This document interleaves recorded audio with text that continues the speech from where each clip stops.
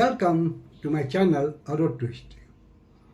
आज के इस वीडियो में जो मैं एनसीईआरटी का एक सीरीज चला रहा हूँ उसमें क्लास 6 का सारे चैप्टर्स हो चुके हैं। आज से मैं क्लास 7 के चैप्टर्स शुरू करूँगा।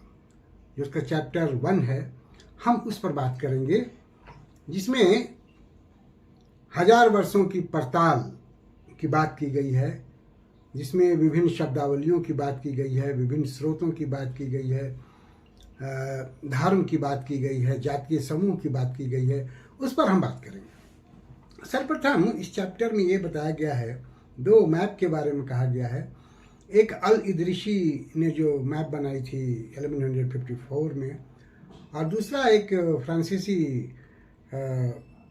मैप बनाने वाला था, उसने 1780 में मैप बनाई थी। उन दोनों की तुलना की गई है। तो अल इदरिसी का जो मैप है उसमें वर्तमान मैप में जहां दक्षिण भारत है वहां उत्तर भारत को दिखाया गया है, जबकि फ्रांसीसी के मैप में वैसा नहीं है। दूसरा जो फ्रांसीसी ने मैप बनाया है या यूरोपियन ने जो मैप बनाया है, वो जो समुद्र तट है उसकी चर्चा वो ज़्यादा की गई है। अल इदरिसी के मैप में अरबी भाषा में सब कुछ लिखा गया है, हालांकि कन्नौज को उसमें भी दर्शाया गया है। तो ये डिफरेंस देखा गया है दोनों के मैप में। इसके बाद इस चैप्टर में बताया गया है कि किस तरह से शब्द अपना अर्थ बदलते हैं वक्त के हिसाब से, या उसका जो प्रयोग करते हैं उस प्रयोगकर्ता के हिसाब से भी उसका अर्थ बदलता है। फॉर एग्जाम्पल, हिंदुस्तान शब्द की बात की गई है। अभी हिंदुस्तान शब्द जो है वो वर्तमान परिप्रेक्ष्य में तो भारत से उसको इक्वेट किया जाता है, एक राष्ट्रीयता की भावना उससे जगती है। लेकिन जब मिनहाजुस सिराज 13वीं शताब्दी में उसका उपयोग करता है तो वो उपयोग उसका एक राजनीतिक उपयोग लगता है। उस समय पंजाब, हरियाणा और गंगा यमुना का दुआब का जो क्षेत्र है उतने ही क्षेत्र के लिए हिंदुस्तान शब्द का उपयोग होता है। अर्थात दिल्ली सल्तनत के सुल्तान का कब्जा जितने क्षेत्र में था उसको वो हिंदुस्तान कहता है, और जैसे जैसे वो कब्जा बढ़ते जाता है वो सारे क्षेत्र उसमें आ जाते हैं। बाद में बाबर हिंदुस्तान शब्द का प्रयोग करता है, तो वो यहाँ के पेड़ पौधे, भौगोलिक विस्तार और यहाँ के लोगों के संस्कृति के संदर्भ में इसका प्रयोग करता है। अमीर खुसरो भी हिंद शब्द का प्रयोग करते हैं। तो ये जो प्रयोग हैं वो अपने अपने मत के अनुसार, और वो राष्ट्रीयता के टर्म में इसका उपयोग नहीं किया गया है। जबकि वर्तमान परिप्रेक्ष्य में हम हिंदुस्तान कहते हैं और भारत कहते हैं, तो दोनों में एक राष्ट्रीयता का भाव हमको नजर आता है। प्राचीन काल में, जो मध्यकाल में जो हिंदुस्तान का उपयोग किया गया उसका या तो एक राजनीतिक उद्देश्य था, या हम यूं कहें कि एक भौगोलिक परिप्रेक्ष्य में सिर्फ उसका उपयोग किया गया। ठीक उसी तरह से एक और शब्द है विदेशी। अब ये विदेशी शब्द जो है वर्तमान परिप्रेक्ष्य में किसी दूसरे देश से जो कोई आता है भारत, या भारत का कोई दूसरे देश में जाता है, तो उसको विदेशी कहा जाता है। लेकिन मध्यकाल में किसी दूसरे गांव का व्यक्ति अगर आ जाता है तो उसको भी विदेशी कहते हैं। शहर में कोई वनवासी आ जाता है तो उसको विदेशी कहते हैं। नॉर्मली परदेशी और फारसी में अजनबी शब्द का जो उपयोग होता था वही विदेशी के लिए मान्य था। जबकि एक ही गांव में रहने वाला एक ही मजहब का व्यक्ति ना हो, बल्कि अलग अलग मजहब के हों, अलग अलग जाति के हों, तो वो विदेशी नहीं माने जाते थे, दूसरे जगह के आने वाले विदेशी मानते थे। तो ये शब्दों के जो अर्थ हैं वो बदलते रहे हैं मध्यकाल में और आधुनिक काल में। तो ये हम देखते हैं कि शब्दावलियों में भी हेरफेर हुआ है। भाषा भी बदलती रही है। फारसी भाषा चल रही थी, फिर साथ में अगर हिंदी की तरफ देखें तो हम अवहट्ट भाषा चल रही थी, अब भ्रंश भाषा, ये सारी भाषाएं बदलती रहती थी। व्याकरणिक अंतर भी थे कुछ भाषाओं में, शब्दावली के अंतर थे, शब्दकोश में अंतर थे। तो ये सब कुछ हम इस काल में देखते हैं 700 से लेकर 1750 ईस्वी तक का जो पीरियड है। अब अगर जो दूसरा सेक्शन इसमें है स्रोत के बारे में, इतिहास को जानने का जो स्रोत है उस पीरियड का, उसके बारे में अगर हम बात करें तो बहुत सारे स्रोत ऐसे हैं जो प्राचीन काल से जिस तरह से उपयोग में लाए जाते थे वो आज भी इतिहासकार ला रहे थे। जैसे सिक्कों का उपयोग किया जा रहा था, इमारतों का उपयोग किया जा रहा था, स्मारकों का उपयोग किया जा रहा था, उत्खनन का उपयोग किया जा रहा था, अभिलेखों का उपयोग किया जा रहा था। ये सारी चीज़ें तो उपयोग में लाई जा रही थी। लिखित सामग्री का भी उपयोग किया जा रहा था, लेकिन जो एक बहुत बड़ा बदलाव आया वो ये आया कि अब लिखित सामग्री बड़े पैमाने पर उपलब्ध होने लगी, बृहद पैमाने पर मिलने लगा। इसका कारण ये था कि कागज का उपयोग होने लगा, कागज सस्ते मिलने लगे, तो सब कुछ उसको कागज पे लिखा जाने लगा। जैसे राजाओं, सुल्तानों के, बादशाहों के आदेश उस पर लिखे जाने लगे, दस्तावेज उस पर तैयार किए जाने लगे, अर्थव्यवस्था से जुड़ी हुई जो रिकॉर्ड्स थे उस पर तैयार किए जाने लगे, जो विभिन्न मंदिरों के आदेश थे वो उस पर लिखे जाने लगे, कवियों के मंतव्य उस पर लिखे जाने लगे, जीवनियाँ लिखे जाने लगी। राज दरबार में जो राज कवि होते थे या जीवनी लेखक थे वो कागज़ पर लिखते थे। तो ये सारे प्रयोग होने लगे जिनको अभिलेखागार में और पुस्तकालयों में रखा जाने लगा। मंदिर भी उसको संजो कर रखते थे, बहुत बड़े बड़े सामंत भी उसको संजो कर रखते थे। तो ये बहुत सारी पांडुलिपियाँ तैयार हो गई, लेकिन छापे खाने का उपयोग अभी नहीं हो रहा था। तो जो मूल पांडुलिपि है उसी का प्रयोग हो रहा था। अब यहाँ समस्या ये थी कि मूल पांडुलिपि बहुत दिनों तक सुरक्षित नहीं रह पा रही थी, तो उसको लिपिक या नकल नवीस फिर से लिखते थे। अब ये फिर से लिखने में एक समस्या उत्पन्न ये हुई कि बहुत बार ऐसा होता था कि किसी की हैंडराइटिंग नहीं पढ़ी जा रही है, तो वहाँ दिक्कत होती थी नकल नवीस को। कुछ शब्द ऐसे हैं जिसका अर्थ समझ में नहीं आ रहे हैं, तो अपने हिसाब से नकल नवीस उसका अर्थ लगा देते थे। फिर कई बार नकल नवीसों के अपने विचार भी उसमें आ जाते थे नकल करने में। तो ये कुछ फेरबदल होने लगे। तो कई बार ऐसा हुआ है कि कुछ पांडुलिपियाँ कई बार लिखी गई हैं, और जितनी बार लिखी गई हैं उसमें कुछ ना कुछ अंतर आया है। तो जो मूल एसेंस था उस पांडुलिपि का वो कहीं ना कहीं लुप्त हो जाता है। तो इतिहासकार को या इतिहास के छात्र को जब सोर्स के रूप में इसका उपयोग करना हो तो इसको भी ध्यान में रखना पड़ेगा और बारीकी से उपयोग करना पड़ेगा। कुछ लेखक तो ऐसे थे जो खुद ही 2 बार लिखते हैं। जैसे जयाउद्दीन बर्नी पहले एक पांडुलिपि तैयार करते हैं, उसके 2 साल बाद फिर से एक पांडुलिपि लिखते हैं, और इतिहासकारों को बहुत दिनों तक पहली पांडुलिपि प्राप्त नहीं होती है। वो किसी लाइब्रेरी में दबी पड़ी थी, तो दूसरी पांडुलिपि से ही काम चलाया जाता है। बाद में जब पहली पांडुलिपि प्राप्त होती है तो बहुत सारे विचार बदल जाते हैं। तो इन चीज़ों को ध्यान में हमें रखना पड़ेगा। जब भी हम 700 से लेकर 1750 तक के इतिहास की पड़ताल करेंगे तो इन पांडुलिपियों का अध्ययन करने में हमको सतर्कता का प्रयोग करना होगा। तो ये रही स्रोत की बात, जिससे हम उस पीरियड के इतिहास के बारे में जानते हैं या खंगालने का प्रयास करते हैं। नए सामाजिक और राजनीतिक समूहों की बात की गई है। इस पूरे पीरियड में 700 से लेकर 1750 के पीरियड में जो बहुत सारे बदलाव आए हैं सामाजिक क्षेत्र में, तकनीकी क्षेत्र में, उनकी बात की गई है। बाहर से जो लोग आए तो उनके साथ बहुत सी चीज़ें आई। जैसे रहट का प्रयोग भारत में शुरू हुआ सिंचाई के लिए, चरखे का प्रयोग हुआ, अलग अलग आग्नेयास्त्र आए, इसके साथ ही आलू, मिर्च, ये सारी चीज़ें बाहर से आई। इसके बाद यह भी देखा गया कि एसिमिलेशन हुआ 2 समूहों में, तो नए नए सामाजिक समूह, राजनीतिक समूह बनने लगे। जैसे एक बहुत ही महत्वपूर्ण जो बदलाव आया वो ये हुआ कि राजपूतों की उत्पत्ति की बात हुई। अभी राजपूतों की जो उत्पत्ति हुई है उसके बहुत सारे थियरीज हैं जिनके बारे में इस चैप्टर में बात नहीं की गई है। बाद में हम अगले चैप्टर में या बड़े क्लास में हम उस पर बात करेंगे। लेकिन यह माना गया कि उनको क्षत्रिय से इक्वेट किया गया, राजपुत्र से राजपूत हुए, जो एक योद्धा वर्ग था, उसके लिए यह शब्द का उपयोग हो रहा था। अब ये सिर्फ राजा या सामंत नहीं थे, बल्कि जो बड़े सेनानायक थे या साधारण सैनिक भी थे जो युद्ध में भाग लेते थे, जिनमें युद्ध कला थी, युद्ध कला में निपुण थे, उनके लिए ये राजपूत शब्द का उपयोग होने लगा। इसके साथ ही कुछ और भी योद्धा वर्ग जैसे सिख, मराठे, उनका भी इस समय बड़ा बोलबाला रहा। कायस्थ भी एक लिपिक वर्ग के रूप में, एक ताकतवर वर्ग के रूप में उभरा।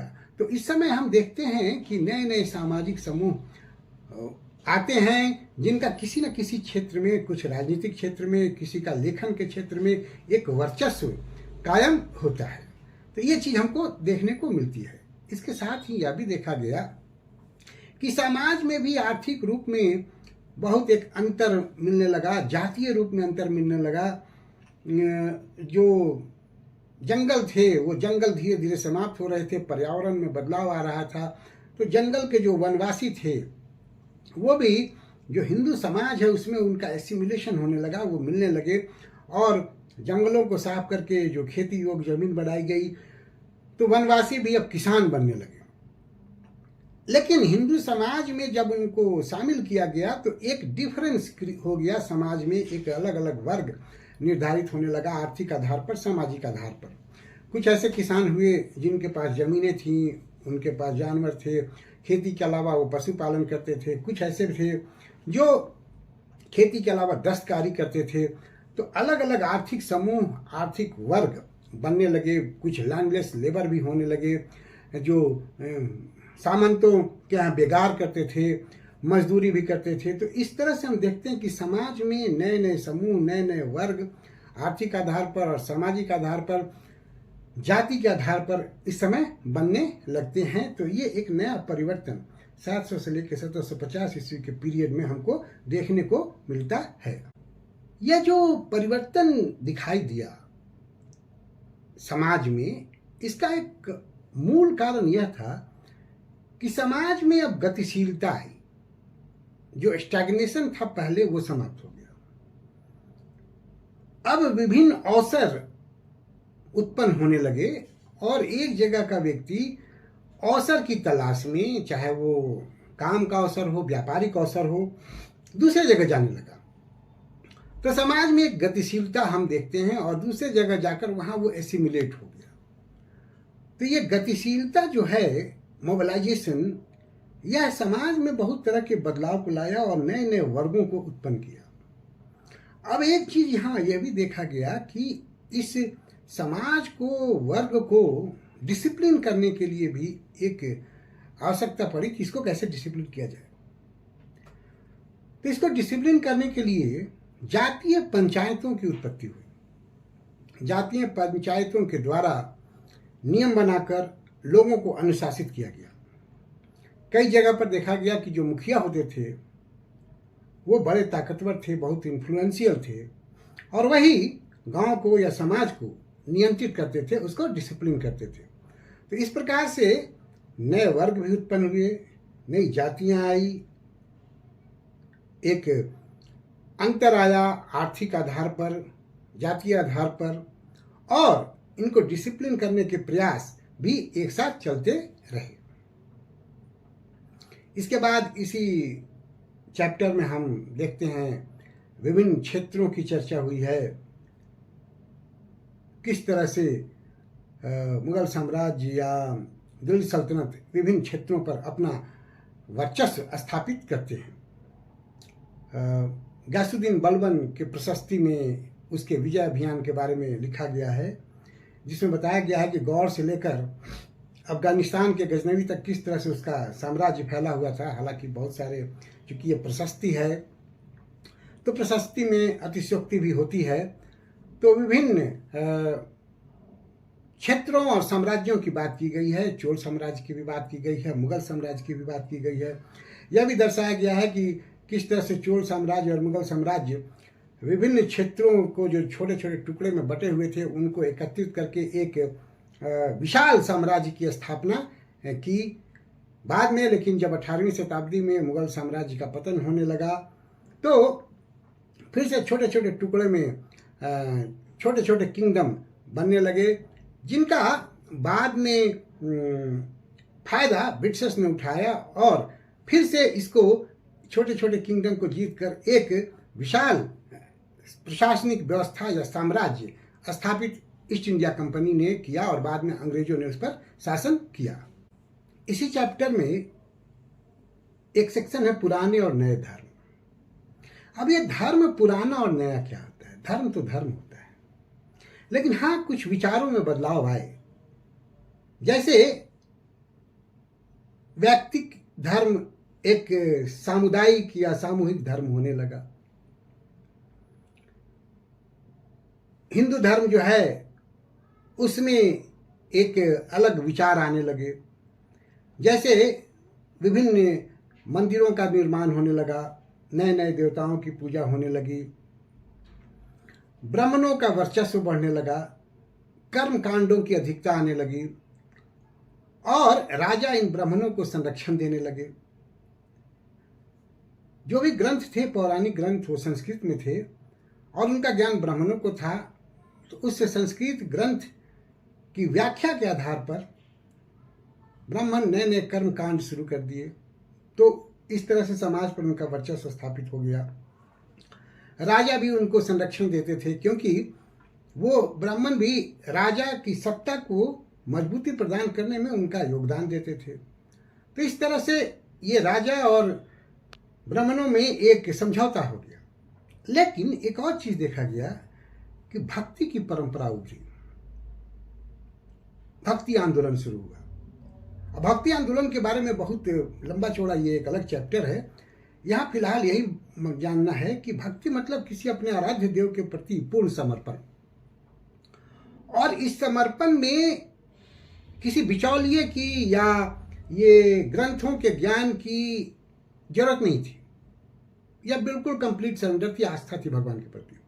तो जो ये ब्राह्मणों का वर्चस्व था उसको ये तोड़ रहा था। तो एक भक्ति की नई परंपरा विकसित हुई इस समय। दूसरी तरफ इस्लाम का भी प्रवेश हुआ। जब मोहम्मद इब्न कासिम अरब पर आक्रमण किया 712 ईस्वी में, तभी से भारत में इस्लाम का प्रवेश हुआ। हालांकि उस समय इस्लाम का बहुत प्रभाव नहीं पड़ा, लेकिन बाद में जब दिल्ली सल्तनत की स्थापना हुई तो इस्लाम का प्रभाव भारत में पड़ने लगा। जो अपने कुरान शरीफ को सबसे पवित्र ग्रंथ मानते थे, और इस्लाम में भी इस्लाम धर्म की अलग अलग व्याख्या होने लगी, जैसे हिंदू धर्म में अलग अलग व्याख्या हो रही थी। एक सूफी संप्रदाय भी उत्पन्न हुआ जो माना जाता है कि एक लिबरल संप्रदाय था, तो इसकी भी उत्पत्ति हुई। फिर इस्लाम में ही शिया और सुन्नी आ गए। शिया जो मोहम्मद साहब के दामाद अली के समर्थक थे, और सुन्नी जो खलीफाओं के समर्थक थे। खलीफा को इस्लाम धर्म का धार्मिक प्रमुख मान लिया गया। भारत में जो इस्लामी सिद्धांत थे, हनीफी और सफ़ी, उसका उपयोग होने लगा। तो इस तरह से हम देखते हैं कि वक्त के साथ साथ धर्म के विचार में, उसके पालन में भी कई बदलाव हमको देखने को मिलते हैं इस 700 से लेकर 750 ईस्वी तक के पीरियड में। अब इसके बाद यह भी देखा गया कि इतिहास को विभिन्न काल खंडों में बांटा गया। अलग अलग जो इतिहासकार थे, खास करके जो विदेशी इतिहासकार थे, यूरोपियन थे, ब्रिटेन के इतिहासकार थे, वो भारत के इतिहास को अलग अलग काल खंडों में बांटते हैं। जो अंग्रेज इतिहासकार हैं वो भारत के इतिहास को 3 कालखंडों में बांटते हैं। पहला हिंदू काल माना जाता है, दूसरा मुस्लिम काल माना जाता है, और तीसरा को ब्रिटिश काल, ब्रिटिश पीरियड कहा जाता है। अब ये बदलाव जो है वो बड़ा पूर्वाग्रहपूर्ण है। पहले जो काल हैं उनको तो धर्म के आधार पर बांट दिया गया, तो तीसरे काल को क्रिश्चियन काल कहना चाहिए, लेकिन उसको ब्रिटिश काल कहा गया। तो इसके पीछे जो मकसद था अंग्रेजों का, वो भारत को हिंदू और मुसलमान के बीच में बांटना था। इस मकसद से इसको बांटा गया, और ये धर्म के आधार पर या राजनीति के आधार पर क्या इतिहास का पीरियड बांटा जा सकता है? जो पीरियड का बंटवारा होता है वो सामाजिक, आर्थिक और वैचारिक जो परिवर्तन आए उसके आधार पर बंटवारा ज़्यादा सटीक होता है। ये धर्म और राजनीति या के आधार पर नहीं। अगर हम प्राचीन काल को देखें तो पहले आखेटक और संग्राहक का एक काल था, फिर कृषि से जुड़े हुए लोग आए, खेती उत्पादक वर्ग आए तो वो एक काल था, अलग अलग टूल्स का उपयोग होता था। तो हम अलग अलग कालखंडों में उत्पादन की प्रणाली को देखकर भी बंटवारा किए, आर्थिक क्षेत्र में परिवर्तन को देखकर बंटवारा किए हैं, सामाजिक क्षेत्र में परिवर्तन को देखकर बंटवारा किए हैं। तो इस तरह से समाज का बंटवारा होता है। हम अगर हर्षवर्धन का पीरियड देखें, उसके पहले का पीरियड देखें, या 11वीं शताब्दी तक का पीरियड देखें, तो भारत की एक अलग परिस्थिति थी, एक अलग सामाजिक परिस्थिति थी, एक फ्यूडल सिस्टम था। बाद में एक सेंट्रलाइज गवर्नमेंट आ गई, एक समाज में भी परिवर्तन आया, वो फ्यूडलिज्म का जो कंसेप्ट है वो बदल गया। इंडस वैली सिविलाइजेशन, अर्बनाइजेशन का पीरियड था। बाद में फिर रूरल पीरियड आ गया, फिर 6th सेंचुरी BC से अर्बनाइजेशन शुरू हुआ। तो इन आधार पर ही इतिहास का कालखंड को बांटा जाना चाहिए। अब जैसे मान लीजिए हम जो मुगल के बाद आधुनिक काल की बात की जाती है। अब आधुनिक काल का मतलब क्या? वो प्रबुद्ध वर्ग का काल था, विभिन्न नए नए विचारों का काल था। तो क्या अगर ये प्रबुद्ध वर्ग का काल था, नए नए विचारों का ही सिर्फ काल था, तो मध्यकाल में या प्राचीन काल में जो लोग थे वो प्रबुद्ध नहीं थे? तो हम इस तरह से बंटवारा नहीं कर सकते। हमको विभिन्न पहलुओं को देखकर इतिहास के कालखंड का बंटवारा करना पड़ेगा। वो हिंदू काल और मुस्लिम काल और ब्रिटिश पीरियड, ये बंटवारा जो है वो पूर्वाग्रहपूर्ण लगता है। तो इस चैप्टर में, इस संदर्भ में भी बहुत सारी बातें की गई है। अपर क्लास में हम और इस पर डिटेल में पढ़ेंगे। तो मुझे इस चैप्टर में जो बातें कही गई है उस पर इतनी ही बातें कहनी है। मुझे उम्मीद है कि आपको ये अच्छा लगेगा, आपके लिए ज्ञानवर्धक होगा। अच्छा लगे तो आप इसको देखिए, अपने दोस्तों को सजेस्ट कीजिए, मेरे चैनल को सब्सक्राइब कीजिए। Thank you for watching me. See you again with a new chapter of class 7 NCERT. Thank you again.